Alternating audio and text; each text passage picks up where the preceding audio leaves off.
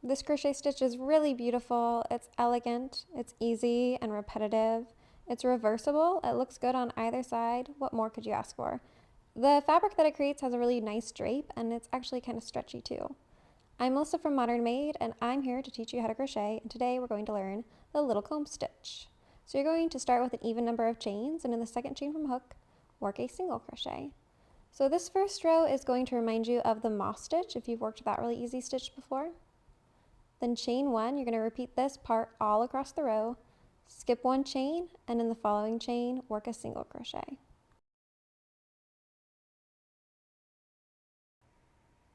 And again, chain one, skip one chain, and in the next chain, work a single crochet. It's really easy. We're just doing that all the way across.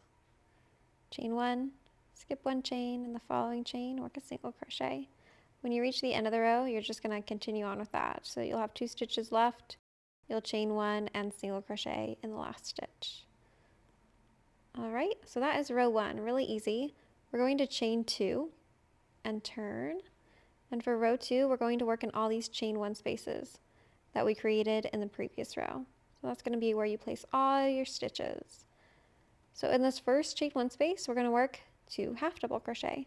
We're just going to do that all the way across the row. So in that chain 1 space, work a half double crochet.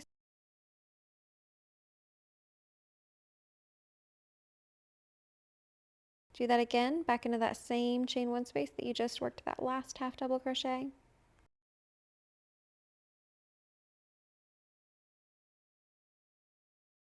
Skip the single crochet and work into that next chain 1 space. Again, working 2 half double crochet into that same chain 1 space. And just repeat that all the way across the row. 2 half double crochet into each chain 1 space. And when you reach the end of the row, we're going to also work a half double crochet into the final stitch of the row.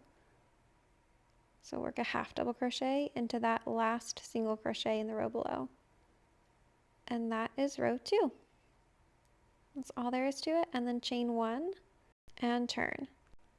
So for row 3, we're going to work our first stitch in the space between this last stitch and then these next 2 stitches. And then you're going to work all your other stitches in between your pairs of 2 half double crochet. So I'll show you what I mean. So work your first single crochet into the space between the last stitch you just worked and these 2 half double crochet right here. So right here where my finger is where you're going to work your first single crochet. And then chain 1, skip 2 stitches, and then into this little gap right here, work a single crochet.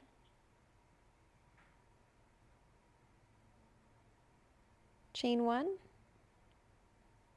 skip 2 stitches, and into this gap right here, work a single crochet. And you're going to repeat that all the way across the row. And when you reach the end of this row, you'll have worked into that last space between the 2 half double crochet. You'll chain 1, skip 2 half double crochet, and work between those 2 half double crochet and your turning chain. And that is it for row 3.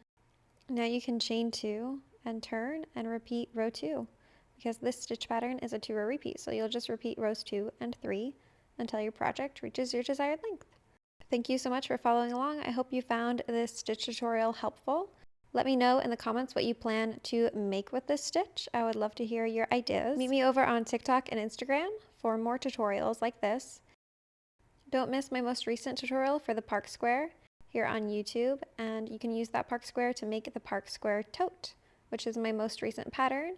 It's available on Etsy right now. Super fun and easy granny style tote bag, and you can use promo code PARK30 for 30% off your purchase of that pattern today. Again, thank you so much. I'll see you next time.